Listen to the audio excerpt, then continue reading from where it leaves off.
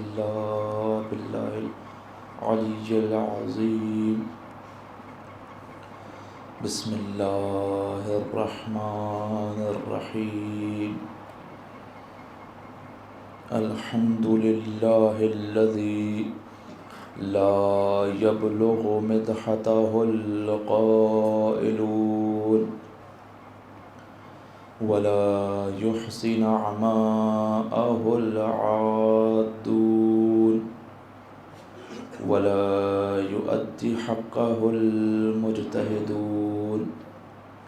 ثم الصلاة والسلام التحية والإكرام على رسول الثقلين جد الحسن والحسين ومحبوب رب المشرقين والمغربين سيدنا ومولانا وطبيب قلوبنا وشفيع ذنوبنا أبي القاسم المصطفى محمد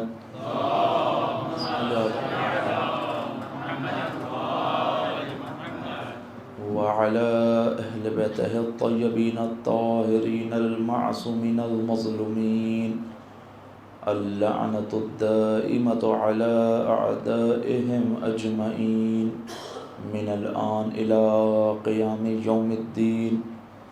بسم الله الرحمن الرحيم.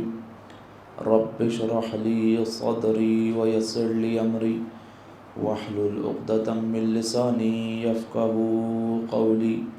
أما بعد فقد قال الله تعالى في القرآن المجيد والفرقان الحكيم. بسم الله الرحمن الرحيم. يا أيها الذين آمنوا اتقوا الله وكونوا مع الصادقين. صلوات پڑھیں محمد علیہ صلی اللہ محمد وآل محمد وعجل فرجہ. ہماری گفتگو جس عنوان کے تحت جاری ہے وہ ہے اصحاب ائمہ کی خصوصیات. آج چند چیزیں مقدمے کے طور پہ آپ کے سامنے عرض کرنا چاہوں گا. بحث شاید تھوڑی سی خشک اور سخت ہو، لیکن بہرحال کوشش کروں گا کہ جس حد تک ممکن ہو سمجھا سکوں، اور آپ سے بھی کوشش کروں گا کہ تھوڑی توجہ کے ساتھ جس حد تک ہو سمجھنے کی کوشش کروں. یہ جو بحث ہے، بحث عقیدہ اور ایمان، چاہے ایمان ہو یا عقیدہ ہو، یہ جو بھی جس پہ ہم یقین رکھتے ہیں، جس کو ہم سمجھنے کی کوشش کرتے ہیں، یہ ایک حقیقی مفہوم ہے یا مجازی مفہوم ہے. دوسری زبان میں یہ ریئل ہے یا فیک ہے، یہ ایبسلیوٹ ہے یا ریلیٹیو ہے. چند سوالات ہمارے ذہن میں آتے ہیں. مثلا ایک دفعہ 10 لوگ بیٹھے اور مل کر انہوں نے طے کر دیا کہ خدا ہے اور ایک ہے. یہ ان کا عقیدہ بن گیا. اگلے 10 افراد بیٹھے، انہوں نے طے کر لیا کہ کوئی خدا نہیں ہے اور اس کا ہماری زندگی میں کوئی لینا دینا نہیں ہے. یہ ایک عقیدہ بن گیا. اب یہ دونوں عقیدے جو ہیں یہ کیا ہیں؟ ریلیٹیو ہیں. وہ 10 افراد بیٹھے، انہوں نے اپنا عقیدہ بنایا. یہ 10 افراد بیٹھے، انہوں نے اپنا عقیدہ بنایا. کیا عقیدہ اس کو کہا جاتا ہے کہ جو بھی شخص بیٹھے، جس طرح بھی لوگوں کو اپنی فکر کے اوپر جمع کر لے اور وہ ایک عقیدہ بن جائے گا. کیا عقیدہ اس کو کہا جاتا ہے یا نہیں؟ عقیدہ ایک حقیقت کا نام ہے. اگر کوئی اس کو قبول نہ بھی کرے تو وہ عقیدہ اپنی جگہ باقی رہے گا، اور اگر کوئی قبول کر لے تو بہت اچھی بات. ان دونوں قسموں میں سے عقیدہ کہا کس کو جاتا ہے؟ ہمارے یہاں عرف عام میں جو مشہور ہے، بھائی فلاں شخص کو کچھ نہیں کہہ سکتے، اس کا عقیدہ ہے، وہ جانے اس کا کام جانے. اب یہ جو اس کا عقیدہ ہے یہ کس بنیاد پر ہے؟ حقیقت کی بنیاد پر ہے، مجاز کی بنیاد پر ہے؟ یہ جو اس کا عقیدہ ہے ریئل ہے یا ریئل نہیں ہے؟ یہ عقیدہ ریئل ہو بھی سکتا ہے یا نہیں ہو سکتا؟ یہ جتنے بھی ہم دین کی باتیں کرتے ہیں تخیلاتی باتیں ہیں یا نہیں ریئل ہیں؟ اس کی کوئی ایگزسٹنس موجود ہے؟ آج آپ دیکھیں رینیسانس کے بعد سے جو حکومت عیسائیت دنیا میں تمام ہوئی، جس کو آج ویسٹ ڈارک ایجز کے نام سے جانتا ہے. کیوں ڈارک ایجز کہتے ہیں؟ کہتے ہیں یہ وہ دور تھا کہ اتنے سال حکومت کرنے کے باوجود معاشرے کو انہوں نے کوئی بھی ارتقا عطا نہیں کی، کوئی ترقی عطا نہیں کی، کوئی فائدہ نہیں ہوا. لیکن جب سے یہ ختم ہوا ہے اور سائنس کا دور آیا ہے، دنیا نے بہت زیادہ ترقی کی ہے. ظاہر میں بات صحیح ہے. جب دنیا میں عیسائیوں کی ایک اسلامی حکومت قائم تھی، اس وقت کتنی ترقی ہوئی، اور جب سے سائنس کی، اس کے بعد سے دیکھیں اب تک کتنے نئے قوانین کشف ہو چکے ہیں، کتنے ترقی معاشرے میں ہو چکی ہے. تو وہی کہتے ہیں کہ یہ جتنے بھی نظریات ہیں یہ حقیقت نہیں ہے. کیوں؟ اگر حقیقت ہوتے تو اس سے ہمیں کچھ فائدہ پہنچتا. تو بس جتنے بھی قوانین، عقائد اور یہ جتنے بھی ایمانی گفتگو ہے، اس میں کہیں بھی کوئی حقیقت نہیں ہے. یہ ساری کی ساری تخیلاتی گفتگو ہے. یہ بات صحیح ہے؟ صحیح نہیں ہے. کیا عقیدہ تخیل کو کہا جاتا ہے؟ کیا ایمان تخیل کو کہا جاتا ہے؟ یا یہ دونوں وہ چیزیں ہیں کہ جب اپنا فائدہ ہو رہا ہو اس کو ہاتھ میں لے لیا جائے، اور جب اپنا فائدہ پورا ہو جائے اس کو چھوڑ دیا جائے؟ اس کا نام ہے عقیدہ اور ایمان. اب کل آپ کے سامنے مقدمہ عرض کیا تھا، وہ کیا تھا؟ خداوند متعال نے اس دنیا کو ایک قانون کے تحت بنایا. وہ قانون کیا ہے؟ کاز اور ایفیکٹ، سبب اور مسبب، علت اور معلول. اگر یہ چیزیں فیک ہوں گی تو اس کا کوئی بھی ایفیکٹ معاشرے میں نہیں ہوگا، کیونکہ فیک چیزیں کبھی بھی کسی بھی شے کے اوپر کوئی ایفیکٹ نہیں ڈال سکتی. اگر انسان کسی ایسے عقیدے سے جڑ جائے جس کی حقیقت نہ ہو، ایک ایسے ایمان سے جڑ جائے جس کی حقیقت نہ ہو، جو فیک ہو، جو ایبسلوٹ نہ ہو، ریلیٹیو ہو، ہر 100 افراد مل کے ایک نئی چیز بنا دیں. آج آپ دیکھیں ویسٹ اسی عقیدے کا قائل ہے. کہتے ہیں کہ اخلاق اور ایمان یہ ساری ریلیٹیو چیزیں ہیں، ایبسلوٹ نہیں ہے، ایک چیز نہیں ہے. 10 لوگ مل کے ایک بات کر دیں تو وہ اخلاق بن جائے گا، وہ عقیدہ بن جائے گا. اس لیے ہم ان کے یہاں دیکھیں ہر 50 سال بعد، ہر 100 سال بعد ان کے یہاں اخلاقیات چینج ہوتی رہتی ہے. 50 سال پہلے ہم جنس پرستی حرام، آج 50 لوگ بیٹھے مل کے طے کیا، اب سے جائز ہو گئی. پہلے حرام کیوں تھی؟ کیا اسٹینڈرڈ تھا حرام ہونے کا؟ اور اب جائز ہونے کا کیا اسٹینڈرڈ ہے؟ کہا نہیں، اسٹینڈرڈ کوئی نہیں ہے، یہ ایبسلوٹ ہے ہی نہیں، یہ تو ریلیٹیو ہے. جہاں 10 لوگ راضی ہو گئے وہ چیز صحیح ہو جائے گی. جہاں 10 لوگ برائی کرنے لگے کسی چیز کی، وہ حرام ہو جائے گی. اسی طریقے سے لواط پرستی، اسی طریقے سے مختلف قسم کی ایجوکیشن کیوں جائز ہو گئی اب؟ کیونکہ وہ اس کو ایبسلوٹ نہیں مانتے، ریلیٹیو مانتے ہیں. جو 15-20 لوگوں نے مل کر طے کر لیا اب وہی حقیقت ہے، ہمیں اس کے پیچھے چلنا ہے.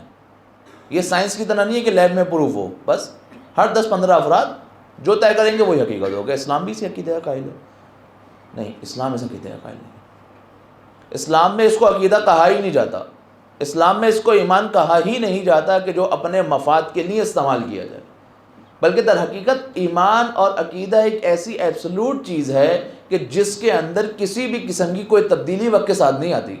1400 سال پہلے، بلکہ اس سے ہی پہلے، دنیا کا پہلا شخص اگر حضرت آدم ہے وہ بھی اسی بات کا ادعا کریں خدا ایک ہے، یہ عقیدہ ہے.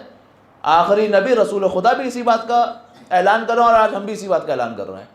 وقت کے ساتھ میں کوئی تبدیلی نہیں آئی اس عقیدے کے اندر. کیوں تبدیلی نہیں آئی؟ کیونکہ یہ ریئل ہے، فیک نہیں ہے، ایبسلوٹ ہے، ریلیٹیو نہیں ہے. کہ 50 لوگ بیٹھے کہیں نہیں ایک خدا نہیں 10 خدا ہیں، وہ مان لیا جائے گا؟ نہیں ہو سکتا. خدا ایک ہمیشہ سے ایک رہے گا. وہ اگر عقیدہ ایبسلوٹ ہو، حقیقی ہو، تو اس کے اندر کوئی چینجنگ نہیں آتی. ان کی مصیبت کیا ہے؟ مصیبت یہ ہے کہ یہ اس عقیدے کو ایکسیپٹ کرتے ہیں کہ جو عقیدہ ان کے مفاد کے لیے استعمال ہو رہا ہو. جو بھی عقیدہ ان کے مفاد سے ہٹے گا یہ اس کو رد کر دیں گے. جو بھی عقیدہ ان کی خوشنودی کا سبب بنے گا اس کو ایکسیپٹ کریں گے. ورنہ اگر آپ ظاہر میں دیکھنے میں جائیں تو مجھے بتائیں مولا کائنات کو حکومت نہیں ملی، خوب ثقیفہ ہوا، کوئی اور حاکم بن گیا. اب اس پورے دور کو اٹھائیں، 25 سالہ دور، اور پھر اس کے مولا حکومت 4 سال کو ہٹائیں، امام حسن کے 6 مہینے کو ہٹائیں، پھر اس کے بعد امیر شام کی حکومت دیکھیں. کیا اسلام کے پیسے کی کمی ہے؟ کہیں نہیں ملے گا آپ کو اسلام کے پیسے کی کمی نہیں ہے، کہیں نہیں ملے گا. خلیفہ اول کے دور سے لے کے خلیفہ ثانی کے دور تک، پھر ثالث کے دور، پھر اس کے بعد امیر شام کی حکومت کا دور، مولا کائنات کے 4 سال ہٹا دیجیے. اسلام کے بعد پیسے کی کمی تو نہیں ہے. کیا فتوحات نہیں ہوئی؟ نہیں. فتوحات بھی ہوئی ہیں، زمینیں بھی ملی ہیں. عراق اور ایران کا پورا ایریا خلیفہ دوم کے دور میں آزاد ہوا. وہ مسئلہ کیا ہے پھر؟ ظاہری طور پہ ہر چیز تو کامیاب ہے. مسئلہ کیا ہے؟ مسئلہ وہ حقیقی ایمان اور عقیدے کا مسئلہ ہے. مسئلہ سارا اس ریئل عقیدے کا مسئلہ ہے کہ یہ جو ہم امامت کا ادعا کر رہے ہیں یہ ایبسولوٹ نہیں ہے کہ 4 لوگ سقیفے میں بیٹھے اور کسی کو اپنا امام بنا لیں. نہیں ہو سکتا. کیوں نہیں ہو سکتا؟ اس لیے نہیں ہو سکتا کیونکہ یہ منصوص من اللہ ہے. اللہ کی طرف سے ایک شخص ہونا چاہیے، انسان کے ہاتھ میں نہیں ہے. اگر انسان بنائے گا تو وہ اپنے جیسا بنائے گا، اور اگر خدا بنا کر بھیجے گا تو وہ خدائی صفات کا حامل ہوگا. معاشرے کو چلانے کے اندر ڈفرینس آ جائے گا.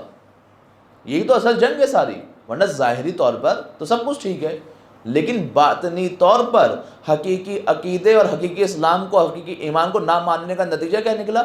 ظاہری طور پر اسلام ترقی کرتا رہا، لیکن باطنی اور اعتقادی طور پر اسلام 200 سال پیچھے چلا گیا. وہ طبقاتی نظام جس کو رسول خدا توڑ رہے تھے وہ دوبارہ بن گیا. امیر اور غریب کے اندر دوبارہ فرق کرے جانے لگا، گورے اور کالے کے اندر فرق کیے جانے لگا، عرب اور عجم کے اندر فرق، صحابی اور غیر صحابی کے اندر فرق. وہ کون سا اسلام کے اندر تھا؟ رسول خدا کے دور میں تھا ایسا؟ بیت المال سے سب کو برابر حصہ نہیں ملتا تھا کیا؟ مجھے دکھائیں کبھی رسول خدا نے کسی کو بیت المال سے 3 گنا حصہ عطا کیا ہو؟ نہیں. ٹھیک ہے تم نے جنگ کے اندر بڑے کارنامے انجام دیے، لیکن تو اس کا اجر تمہیں خدا دے گا. ابھی اگر تم سارے مسلمانوں سب برابر ہو، سب کو برابر حصہ ملے گا. جو خدمات انجام دی خدا کی بارگاہ میں حاصل ہوں گی. یہ فرق کیا آتا ہے؟ ایبسلوٹ ہونے میں اور حقیقی ہونے میں. ہم جس ایمان کے ماننے والے ہیں وہ حقیقی ایمان ہے. ہم جس عقیدے کے ماننے والے ہیں وہ ریئل عقیدہ ہے، فیک عقیدہ نہیں ہے، تخیلاتی عقیدہ نہیں ہے، بلکہ قرآن اور حدیث سے لیا گیا عقیدہ ہے. اب جو قرآن و حدیث سے لیا گیا عقیدہ ہے تو اس کے اندر چینجنگ نہیں ہو سکتی. وہ عقیدہ پختہ رہے گا. اور ان عقیدے میں سب سے اہم عقیدہ عقیدہ ولایت ہے. ولایت کے اوپر ایمان ہے. اب اس ولایت کو سمجھنا بہت زیادہ ضروری ہے کہ ولایت کس چیز کو کہا جاتا ہے، یہ ولایت کس طریقے سے ایک لیڈر سے دوسرے لیڈر کے اندر منتقل ہوتی ہے. ورنہ حقیقی ولایت خدا بندے متعال کی ہے، حقیقی ولایت پروردگار متعال کی ہے. اگر اس کو نہیں مانے اور اپنے مفاد کے لیے جہاں ہمارا مفاد پورا ہوتا رہا وہاں پہ اس کو ایکسیپٹ کرتے رہے تو ہم میں اور ان افراد میں جنہوں نے ظاہری اسلام قبول کیا تھا ان میں کوئی فرق نہیں بچے گا. مثلا امیر شام ایک مقام پر بیٹھا ہے، ابن عباس موجود ہیں، چند افراد موجود ہیں. ایک شخص کو بلایا اور کہا کہ علی کے بارے میں کیا جانتے ہو؟ کون کہہ رہے ہیں؟ امیر شام. ایک شخص نے کہا بہت سارے فضائل ہیں. کہا بیان کرو.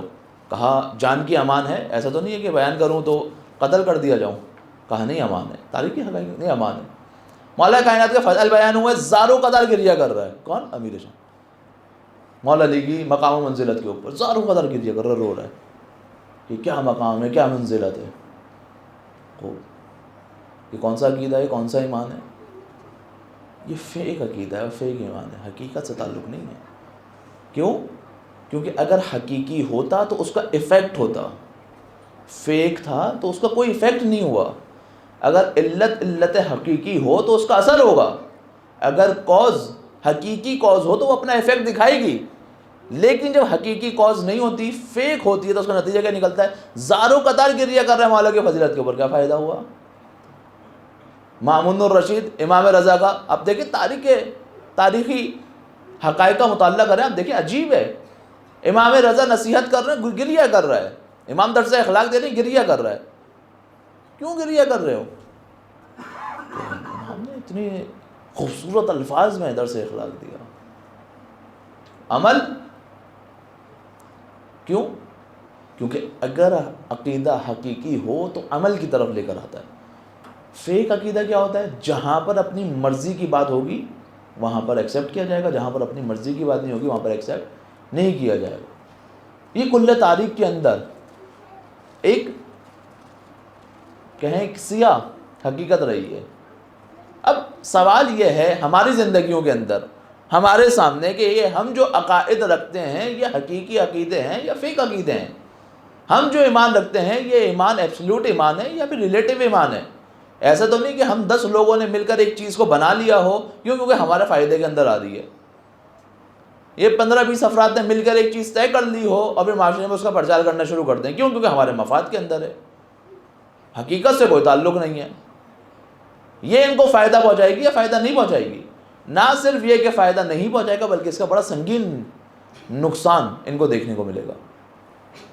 اس کو سمجھنے کی ضرورت ہے آج. اور بہت ساری چیزوں کے اندر انسان کے لیے خود پیرامیٹرز واضح ہوتے ہیں. خود انسان جتنا خود کو جانتا ہے اتنا کوئی نہیں جانتا. اس کو معلوم ہے کہ اگر وہ کسی بات کا اعلان کر رہا ہے, کوئی عقیدہ رکھتا ہے, کسی کلمے کو دہرا رہا ہے, تو اس پر ایمان بھی رکھتا ہے, صرف زبانی ہے. یہ انسان خود بہتر جانتا ہے. کسی کو بتانے کی ضرورت نہیں ہے, کسی کو متوجہ کرانے کی ضرورت نہیں ہے. بعض اوقات انسان غفلت میں چلا جاتا ہے, تو اس غفلت سے نکالنے کے لیے پیغام حسینی موجود ہے. خوب اگر سننے کے بعد غفلت سے نہیں نکل رہا تو اب یہ اس کی ذمہ داری ہے. واقعی مجھے بڑی خوشی ہوتی ہے کہ جب مجالس کے بعد لوگ آ کر سوال کرتے ہیں, جو آ کر نہیں سوال کر پاتے وہ میسیجز کے ذریعے سے سوال کرتے ہیں. خوب ذمہ داری ہے. اگر کوئی چیز حل نہیں ہو رہی, کوئی چیز سمجھ نہیں آ رہی, کوئی عقیدتی بات گفتگو سمجھ نہیں آ رہی, کوئی آیت یا روایت ہضم نہیں ہو رہی, تو انسان حتماً سوال کرے. صرف رسم کے طور پہ سنے گا تو یہ فیک عقیدہ ہے. اگر حقیقی عقیدہ ہوگا تو اس کی زندگی تبدیل ہونی چاہیے. اگر کاز ہوگا تو ایفیکٹ آنی چاہیے. یہ دنیا کا قانون ہے. نہیں ہو سکتا کہ سورج آئے اور حرارت نہ آئے, نہیں ہو سکتا. خدا کبھی بھی اس نظام کی خلقت کو تبدیل نہیں کرتا. یہ پورا خلقت کا جو نظام ہے ایک خاص قانون کے تحت چل رہا ہے. وہ کبھی قانون تبدیل نہیں ہوتا. جب بھی اس کا اثر رونما ہو, کب ہوگا؟ جب اس کا کاز آئے گا. اب جب ایمان آ رہا ہے اور اثر نہیں آ رہا تو انسان کو اپنے ایمان کو جھنجھوڑنا چاہیے کہ یہ جو میں ایمان رکھ رہا ہوں یہ واقعاً اصلی ہے بھی یا نہیں ہے. کیونکہ اگر اصلی ہوگا تو اثر آئے گا, اگر اصلی ہوگا تو میری زندگی چینج ہوگی, اگر اصلی ہوگا تو میرا عملی قدم آگے بڑھے گا. لیکن اگر اصلی نہیں ہوا تو اب یہاں پر انسان کے لیے ریڈ لائن آ گئی. سوچے, نہیں معلوم کس کی موت کب لکھی ہے. اگر ان تمام کے تمام نعمات کے بعد کہ جو ظاہری عنوان سے ایسے گھرانے میں پیدا ہوگا جہاں ولایت جناب امیر موجود ہے, ایسے گھرانے میں پیدا ہوگا جہاں پہ عزاداری موجود ہے, ایسے گھرانے میں پیدا ہوگا جہاں پر گریے کی نعمت سے خداوند متعال نواز ہے, ایسے گھرانے میں پیدا ہونے کے بعد بھی اگر انسان عاقبت بخیر نہ کروا سکے تو واقعی کتنا بدبخت ہے وہ انسان. کہ روایتوں میں ہے نا کہ اگر رمضان آئے اور رمضان گزر جائے اور کوئی شخص رمضان میں اپنے آپ کو نہ بخشوا سکے تو اس سے زیادہ بدقسمت ترین افراد کوئی نہیں ہو سکتے. کیوں؟ کیونکہ رمضان میں اپرچونٹیز خدا نے زیادہ دی ہیں. اسی طریقے سے اس ذکر, جس ذکر کو ہم انجام دیتے ہیں اہل بیت کے ذکر کو, ائمہ کے ذکر, بالخصوص اس ذکر کے اندر امام حسین کو. کیوں؟ امام صادق علیہ السلام فرماتے, صلوات پڑھیں محمد علیہ.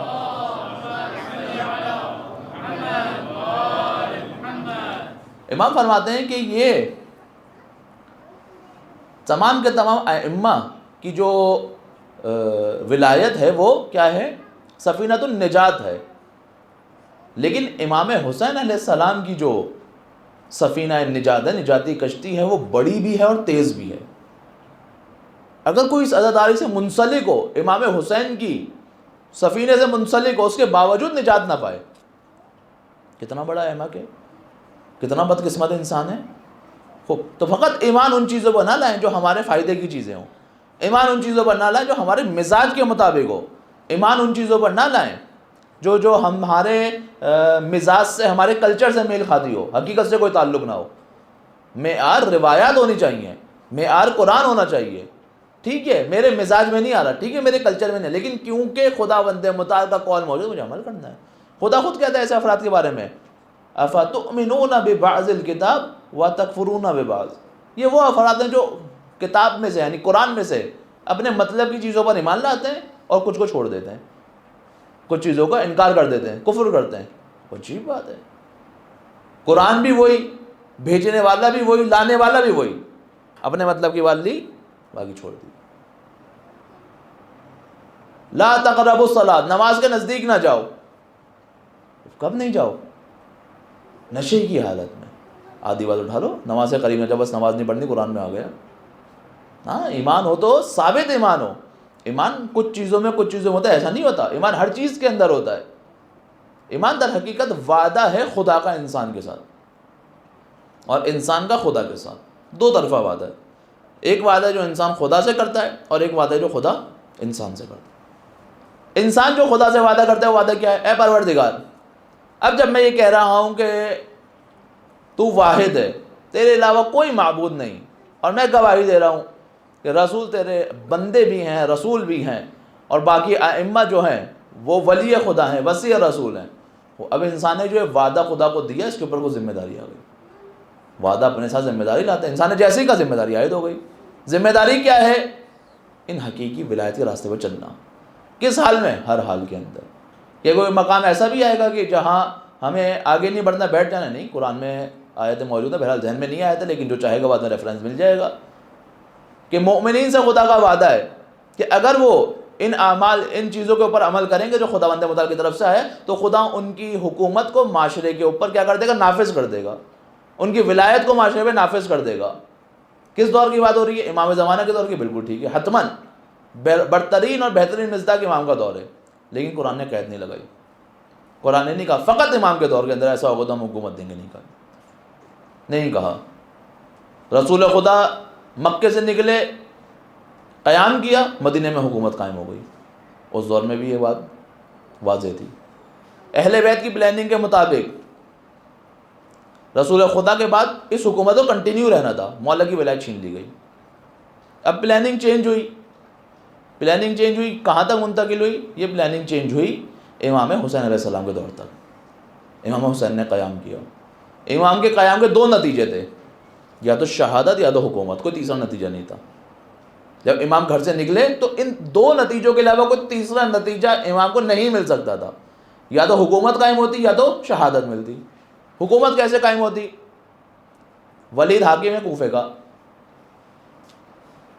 حضرت مسلم کو امام حسین علیہ السلام نے بھیج دیا. حضرت مسلم آئے، 18,000 افراد نے بیعت کر لی. جب کوفے کے حالات بگڑنا شروع ہوئے تو عمر سعد نے خط لکھا یزید کو کہ اس سے نعمان سے، بشیر بن نعمان نام ہے، اس سے جو ہے وہ کوفہ نہیں سنبھل رہا، کیا کرو کسی اور کو حاکم بناؤ. کس کو بھیجا؟ ابن زیاد کو. کہاں کا حاکم ہے؟ بصرہ کا. کہا بصرہ بھی تمہارا، کوفہ بھی تمہارا، جائے کوفے کے حالات کو سنبھالو. دونوں حکومتیں تمہاری. اور اس دور کے اندر کوفہ اور بصرہ کی حکومت کا مطلب پورے عراق کی حکومت. ادھر حضرت مسلم کی بیعت کتنے افراد کر چکے ہیں؟ 18,000. ابن زیاد آتا ہے، دھوکے سے اندر آتا ہے کوفے کے اندر، اور پھر دھوکے سے دارالامارہ کے اندر چلا جاتا ہے. اندر چلا گیا، کیا ہوا؟ ڈرانا شروع کیا لوگوں کو. کچھ کو خریدا، کچھ کے گھر والوں کو ڈرایا دھمکایا، کچھ کو پیسوں کی لالچ دی. جو کوئی نہیں ڈرا، پھر آخر میں کہا شام سے ایک بڑا لشکر آ رہا ہے یزید کی طرف سے، تم سب کو قتل کر دے گا. حضرت مسلم نماز پڑھا دیں. آہستہ آہستہ کر کے لوگوں نے جانا شروع کیا. کتنی بیعت تھی، کتنے وعدے تھے، جانا شروع کر دیا. جب حضرت مسلم باہر نکلے، اب کوئی نہیں ہے حضرت مسلم کے ساتھ، یہاں پر رک جائیں. اب بات آئے گی اگر کی. پوری تاریخ اگر پہ چل رہی ہے ہماری. اگر حضرت مسلم کا ساتھ نہ چھوڑا ہوتا، یہ 18,000 افراد حضرت مسلم کا ساتھ دیتے تو کیا نتیجہ نکلتا؟ ابن زیاد کو گرفتار کر لیا جاتا. 18,000 کا لشکر کوئی چھوٹا لشکر ہے. اگر یہ 18,000 کربلا میں ہوتے تو کیا ہوتا؟ 30,000 سے لڑنا کیا اتنا ہی مشکل ہوتا؟ 72 کا لڑنا تھا. حضرت مسلم کو تو نہ چھوڑا جاتا. ابن زیاد گرفتار. ابن زیاد گرفتار یعنی کوفے پہ حضرت مسلم کی حکومت. حضرت مسلم کی حکومت کوفے پہ. ابن زیاد کہاں کا حاکم تھا؟ بصرہ کا. یعنی کوفے پہ بھی حضرت مسلم کی حکومت، بصرہ پر بھی حضرت مسلم کی حکومت. کوفہ اور بصرہ کی حکومت کا مطلب پورے عراق پہ حکومت. یعنی امام حسین علیہ السلام کی کربلا پہنچنے سے پہلے، کوفہ پہنچنے سے پہلے کوفے میں اور بصرہ میں، یعنی پورے عراق میں امامی حکومت قائم ہو چکی ہوتی. حضرت مسلم کی پلاننگ کے تحت بھیجا ہے، ایسے ہی نہیں بھیجا. بس نہیں کہ جاؤ جا کر شہید ہوتے رہو. نہیں، پلاننگ ہے امام کی. حکومت قائم کرنی، حکومت علوی قائم کرنی ہے. اس ولایت کو معاشرے میں نافذ کرنا ہے جس کا خدا نے وعدہ دیا ہے. لیکن کیا ہوا؟ حضرت مسلم کو ساتھ چھوڑ دیا. کہاں مشکل پیش آئی تھی؟ سلیمان ابن سرد خزائی. فقیہ آدمی ہے، بڑا آدمی ہے، سمجھدار ہے، پڑھا لکھا ہے، عالم ہے. کیا کہا؟ حضرت مسلم سے کہا ٹھیک ہے آپ کو بھیجا، آپ کے پاس خط بھی موجود ہے، لیکن میرا علم کہتا ہے کہ ہمیں امام حسین کا انتظار کرنا چاہیے. ہمیں آپ کے ہاتھ پہ بیعت نہیں کرنی چاہیے. اگر ہم نے آپ کے ہاتھ پہ بیعت کر لی تو ہم خدا کو کیا جواب دیں گے؟ بیعت تو معصوم کی ہوتی ہے. یہ تاریخ کی حقائق ہیں، جس کو ریفرنس چاہیے آگے لے لیں. کیا نتیجہ نکلا؟ سلیمان ابن سرود خدائی جیسا بندہ جو اتنا بڑا آدمی ہو، وہ جب حضرت مسلم کی مخالفت کرے تو لوگ مشوش ہونا شروع. جب ایمان کے اندر ہلکا سا شبہ آ جائے تو امام متزلزل ہونا شروع ہو جاتا ہے. متزلزل ہوا، حضرت مسلم کا ساتھ چھوڑ دیا گیا، اور یہ سلیمان ابن سرود خدائی کربلا تک بھی نہیں پہنچ سکا. بعد میں توابین کا گروہ اس نے بنایا. بہرحال اس میں وہ دامن وقت میں گنجائش نہیں ہے کہ اس گفتگو میں وارد ہوا جائے. یعنی امام کے کربلا پہنچنے سے پہلے اگر جناب مسلم کا ساتھ دیا جاتا امام کی حکومت قائم ہو جاتی، نہیں ہو سکی. اگر ہٹ گیا، لوگوں نے ساتھ نہیں دیا، بہرحال امام کی شہادت آپ کے سامنے. پھر اہل بیت کی پلاننگ کیا ہے؟ اب حکومت الہی کو قائم نہیں کرنا، نہیں قائم کرنا ہے. منتقل ہوا یہ دور کہاں تک؟ امام جعفر صادق علیہ السلام تک. ایک دفعہ صلوات پڑھیں محمد و آل محمد.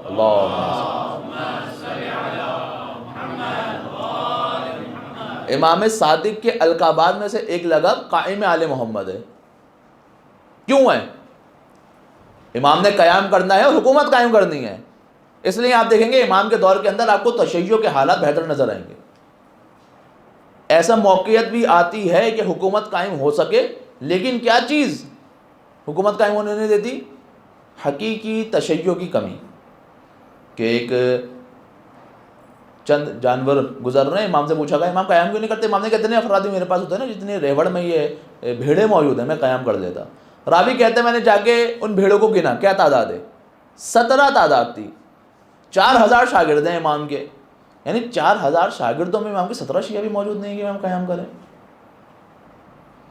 پلاننگ چینج ہوئی، منتقل ہوئی اہل بیت کی، وقت آگے بڑھا. امام رضا کے دور کا انتخاب کیا گیا حکومت علوی کو قائم کرنے کے لیے، ولایت خدا کو نافذ کرنے کے لیے. کیا نتیجہ نکلا؟ وہی تشیعی کمی، امام کو شہید کر.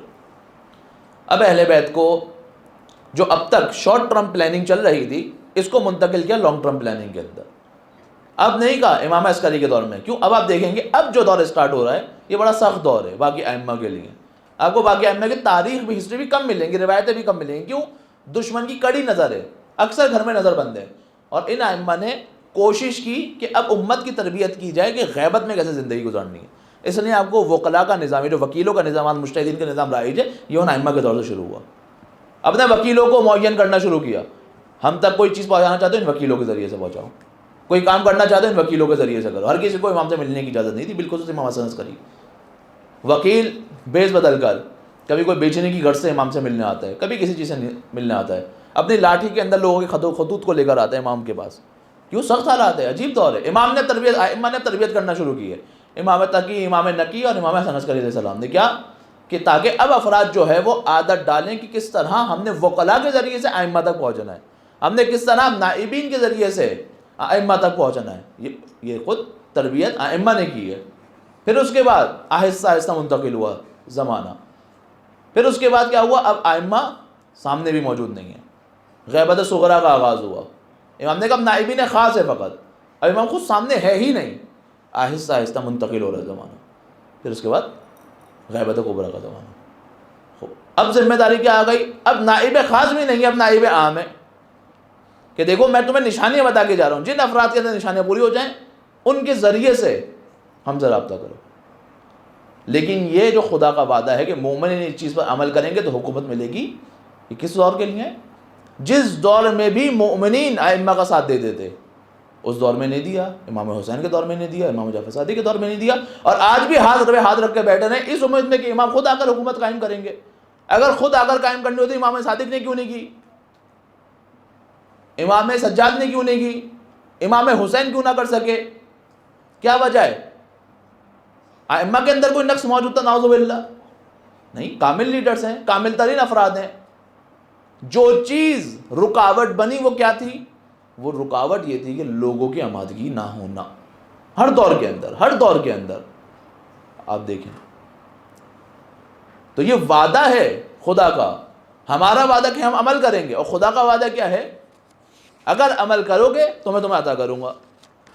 جناب حبیب جب میدان میں لڑنے کے لیے آئے ہیں، جناب حبیب کے الفاظ سنیں، انا حبیب و ابی مظاہر، میں حبیب ہوں اور میرے والد کون ہیں؟ مظاہر ہیں. لا نحن ازکی منکم واطہر، ہم جو افراد ہیں امام کے اصحاب ہیں وہ تم سے زیادہ پاک اور پاکیزہ اور طاہر ہیں.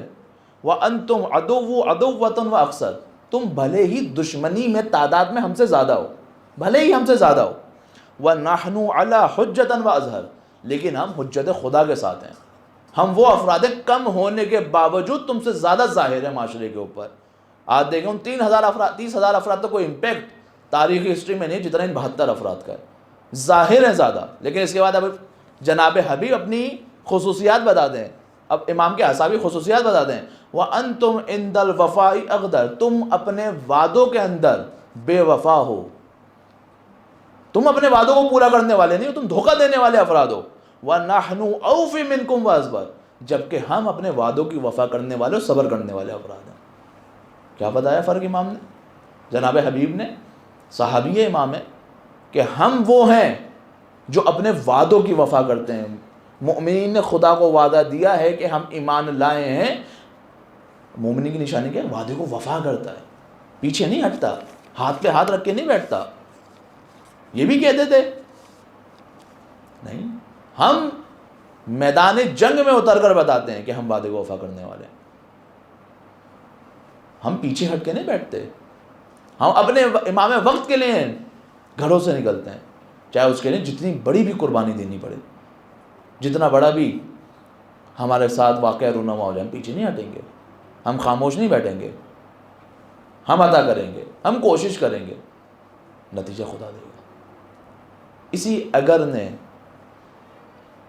تاریخ تشیع میں دیکھیں کتنا نقصان پہنچایا۔ اگر مولا کائنات کا ساتھ دے دیا گیا ہوتا تو 25 سال خاموشی نہ ہوتی، اگر امام حسن کا ساتھ دے دیا گیا ہوتا تو صلح نہ ہوتی، اگر امام حسین علیہ السلام کا ساتھ دے دیا گیا ہوتا تو کربلا نہ ہوتی، اگر امام سجاد کا ساتھ دے دیا گیا ہوتا، واقع حرہ جیسے واقعات نہیں ہوتے۔ یزید نے فقط کربلا میں ظلم نہیں کیا، کربلا کے بعد خانہ کعبہ کو آگ لگانے کا، مدینے میں 3 دن مومنین کی جان مال عزت و آبرو کو حلال کر دیا تھا یزید نے مدینے کے اندر۔ کتنے ہی لوگوں کے گھر جلائے گئے، کتنے ہی لوگوں گھر میں گھس کے قتل کیا گیا، کتنی ہی خواتین حاملہ ہوئی ہیں اس کے درمیان، حلال کر دیا تھا، ناموس کو حلال کر دیا تھا یزید نے۔ مسئلہ کیا ہے؟ اگر تشیع ساتھ دے، اگر تشیع عزیزو، آج یوم 40 عہد کا دن، وعدے کا دن، کیسا وعدہ جس کو یہاں سے اٹھ کے بھول جائے؟ نہیں، ویسا وعدہ جیسے حبیب بیان کر رہے ہیں کہ ہم اپنے وعدوں کی وفا کرنے والے ہیں۔ وعدہ کریں اپنے امام سے کہ مولا آج جب میں یہاں سے اٹھ کر جاؤں گا تو میری پوری زندگی کا ہم اور غم یہ ہوگا کس طریقے سے میں آپ کی نصرت کروں، باقی میری پوری زندگی کے اعمال اس کے بیک پر، میں نے اچھی زندگی گزارنی، ٹھیک ہے، خدا نے جائز کا وہ بھی گزاروں گا، گھر والوں کو بھی وقت دوں گا، سارے اپنے زندگی امور کو انجام دوں گا، وہ بھی اس لیے کیونکہ اس میں بھی آپ کی خوشنودی ہے، یعنی ہر عمل اس لیے کیونکہ اہل بیت نے کہا ہے، ذات کے لیے نہیں، لذت کے لیے نہیں، شہوت کے لیے نہیں، بلکہ ائمہ کی خوشنودی کے لیے ہیں۔ آج اگر کوئی شخص خود کو تبدیل نہ کر سکے نا تو پھر اس کو کوئی چیز تبدیل نہیں کر سکتی۔ روایتوں میں ہے کہ خدا جس شخص کو بچنا چاہتا ہے اس کے دل میں امام حسین کی محبت کو ڈال دیتا ہے۔ آپ کے دلوں میں اگر یہ محبت موجود ہے، اس کا مطلب یہ خدا آپ سے محبت کرتا ہے۔ اگر کسی شخص کی آنکھوں میں آنسو آتے ہیں، اس کا مطلب یہ کہ خدا اس سے محبت کرتا ہے۔ اور اگر خدا نہ خواستہ کسی شخص کو رونا نہیں آتا، آج اس فرش عزا پر بیٹھ کر خدا سے مانگے، خدا مجھے گریہ عطا کر، اپنی آوازوں کو آزاد چھوڑیں، شرمائیں نہیں۔ آپ کی آوازوں کو آزاد چھوڑنا اہل بیت کو بہت پسند ہے، دل نرم ہوتے ہیں۔ عزیزو، اگر یہ شب ہمیں تبدیل نہیں کر سکی تو کوئی اور مقام نہیں ہے جس سے ہدایت کی امید ہو، کوئی مقام ایسا نہیں ہے، کوئی ایک ایسی جگہ موجود نہیں ہے جو ہمیں ہدایت کر سکے۔ اگر اس در کو چھوڑ دیا پھر کوئی در باقی نہیں بچا، اگر اس در سے نکال دیے گئے پھر کوئی در باقی نہیں بچا۔ یہی وہ در ہے جو عطا کرنے والا در ہے، یہی وہ در ہے جو خدا تک پہنچانے کا در ہے۔ اور اس در کو ہمارے لیے کھولنے کے لیے کتنی قربانیاں دی گئی ہیں. اسی در کو جلایا بھی گیا, اسی در پہ رسول آ کر سلام کرتے ہیں, اسی در کی بے حرمتی بھی کی گئی. اور یہی ظلم مدینے سے نکل کر کربلا پہنچا, کربلا سے نکل کر کوفے پہنچا. اور عزیزو آج یہی در شام کے زندان میں موجود ہے.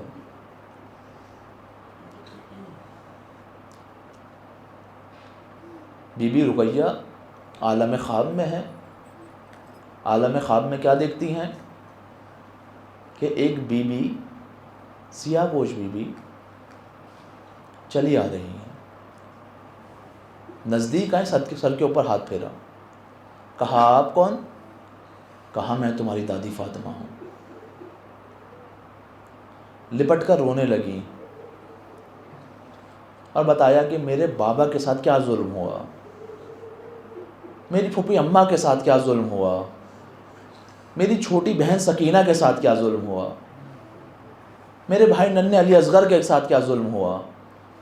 جب وہ مشکل بیان کی نا کہ میری پھوپھی اماں چند قدم دور سے اس منظر کو دیکھ رہی تھی کہ شمر مولا کے اوپر سوار تھا اور خنجر چلا رہا تھا, بی بی نے روک دیا, بیوی نے روک دیا, بیوی سے تحمل نہ ہو سکا. میں کہوں گا جو منظر بیوی سے سنا نہیں جا رہا وہ ننھی سکینہ نے دیکھا ہے. ادھر ہندا کے خواب میں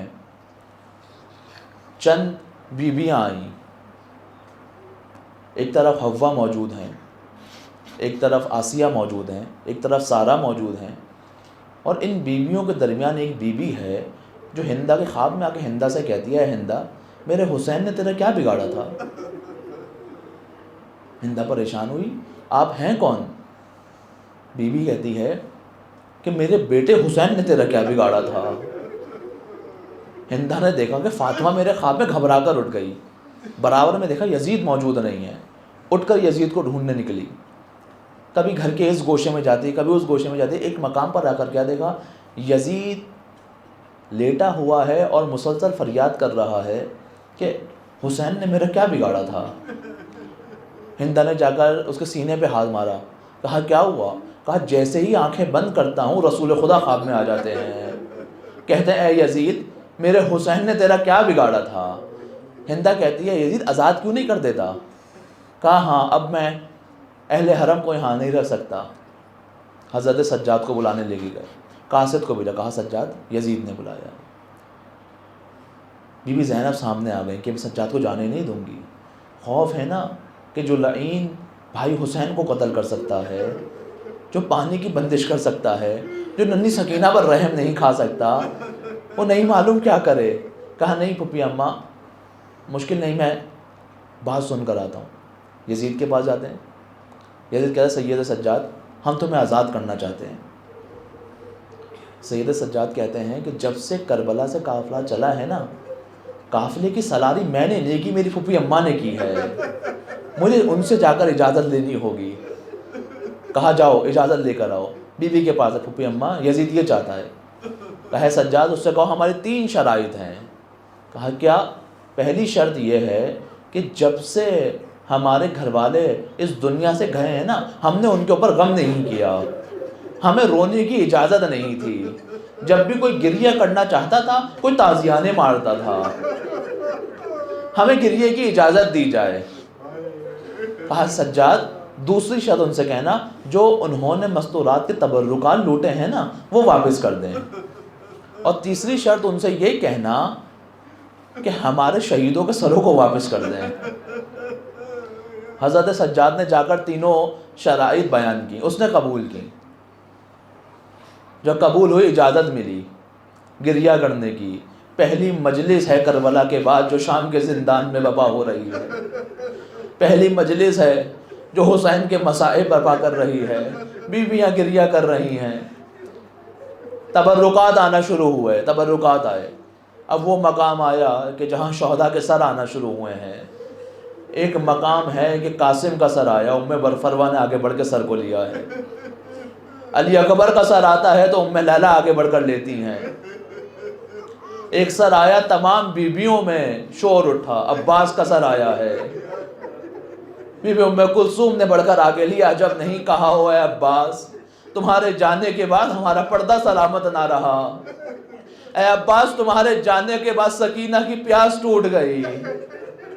اے عباس تمہارے جانے کے بعد وہ بچے جو انتظار کیا کرتے تھے اب ان کا انتظار تمام ہوا. اب ایک سر آیا، تمام بیویوں نے کھڑے ہو کر تعظیم کیا ہے. کس کا سر ہے؟ مولا حسین کا سر ہے. جیسے ہی سر ملا تمام بیویوں نے گریہ کرنا شروع کیا. تمام شامی عورتیں موجود ہیں. ایک شامی عورت نے ایک ایسا عجیب سوال کیا ہے، تمام بیویاں تڑپ گئیں. کیا سوال ہے؟ کہا ایک بچی ہوا کرتی تھی جو بابا بابا کہہ کر گریہ کرتی تھی، کیا اس بچی کے باپ کا سر اب تک نہیں آیا؟ وہ بچی آج ہمیں نظر نہیں آ رہی. جو یہاں مائیں موجود ہیں ذرا تصور کریں ام رباب پر کیا گزری ہوگی. جو بھائی موجود ہیں وہ ذرا تصور کریں سید سجاد پر کیا گزری ہوگی. ارے مجھے نہیں معلوم حسین کے کٹے سر نے کیسے برداشت کیا ہوگا. وہ بچی کہاں ہے جو بابا بابا کہہ کر چلایا کرتی تھی؟ جواب دیا جائے تو کیا جواب دیا جائے؟ وہ بچی شام کے زندان میں سو گئی. ایک عجیب منظر آیا. اس کے بعد ایک شامی عورت نے پوچھا ہر سر کو لینے کے لیے کوئی خاتون آگے بڑھی ہے، وہ جو دو ننھے سر سائیڈ میں پڑے وہ کس کے سر ہیں؟ کیا وہ سر لوارث ہے؟ کیا ان کا کوئی وارث موجود نہیں ہے؟ فضہ نے آگے بڑھ کر کہا ارے نہیں، ان کو لوارث نہ کہو، یہ میری بیوی زینب کے لال ہے.